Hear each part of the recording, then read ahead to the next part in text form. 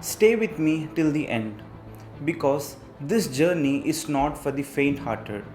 You heard the stories, rituals done in the dark, mantras whispered at midnight, gateways opening, beings disappearing.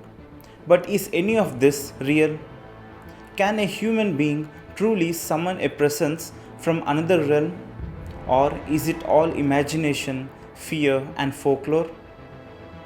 The yogic sciences speak of worlds within worlds, layers of existence intertwined with ours, invisible yet profoundly real. And in mystic musings, Sadhguru hints at a truth far stranger than fiction. We are going to peel that curtain today.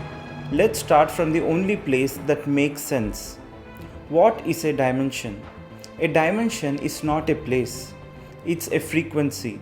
Just like the radio in your car can tune into countless stations, the universe too vibrates with countless layers of reality. Right now, your five senses are tuned to just one channel. But ancient yogis didn't limit themselves to the sensory broadcast. They trained their mind and energy to tune into subtler frequencies, realities where beings don't have bodies like ours, but exist as structures of energy and intelligence. So the real question is not, do such beings exist? But rather, can you access their station? In Mystic Musings, Sadhguru briefly touches upon something extraordinary. He says there are beings who live without physical form, beings who exist in different levels of energy, not bound by the limitations of the human body. He mentions that yogis throughout history have interacted with such presences not casually, not playfully, but with profound awareness and responsibility. He never dramatizes it.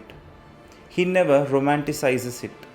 Because to him, it's simply a part of how creation works. When your inner perception sharpens, you don't summon anything. You simply see what was always there. So, can you summon them? Here's the twist. You cannot summon beings of other dimensions the way you call a friend on the phone. You cannot order them, command them, or drag them into your experience. But you can create a state within yourself where communication becomes possible. A yogi does not summon, a yogi aligns. Imagine light passing through a crystal. If the angles are right, something invisible suddenly appears. Rainbows, patterns, colors that were always there but never seen. This is how multidimensional beings come into perception, not by force, by alignment. The science of invocation.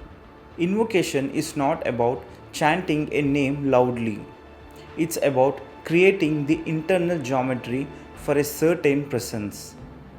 Just like tuning a musical instrument, the human system can be tuned to higher or lower states of energy. When tuned to a certain frequency, beings aligned with that frequency become perceptible. In Indian yogic traditions, this is done through specific mantras, precise geometric yantras, consecrated spaces, deep states of dhyana. These are not tools of superstition, they are technologies. And like any powerful technology, they can be dangerous in untrained hands. Who are these beings? Not all beings are angels. Not all are demons. Not all are enlightened masters waiting to guide you. Some are simply energies drifting in realms invisible to you. Some are entities with tendencies, not evil or good, just directionally inclined. Some are highly evolved, some barely coherent, just like humans. There are all kinds.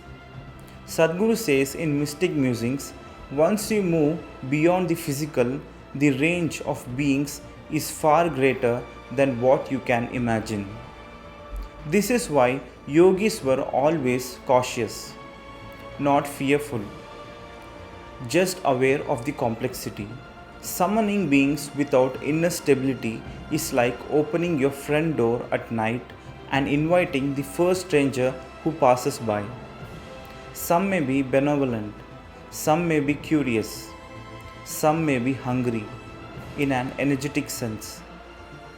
Occult practitioners who lack balance often end up mentally disturbed, physically weakened, or energetically compromised. Because once contact is made, maintaining boundaries becomes difficult unless your energies are profoundly disciplined. This isn't a game.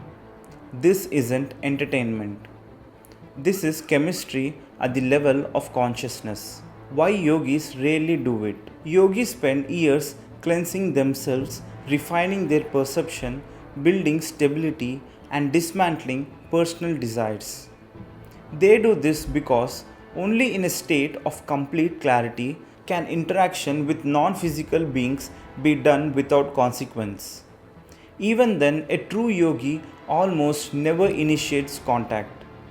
For them, the ultimate goal is liberation. If a being chooses to communicate, they receive it. If not, they remain silent. Because power means nothing without purpose. Can you do it? Technically, yes. Practically, not without immense preparation. But here's the deeper truth.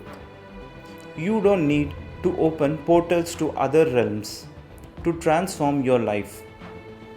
You only need to open the portals within yourself, the realms of clarity, compassion, balance, and awareness. If those dimensions awaken, you won't chase beings from other worlds. You'll realize the greatest mystery already lives inside you. So, can you summon beings from other dimensions? Not by command, not by force, but by turning yourself to a state where realities beyond the physical become visible.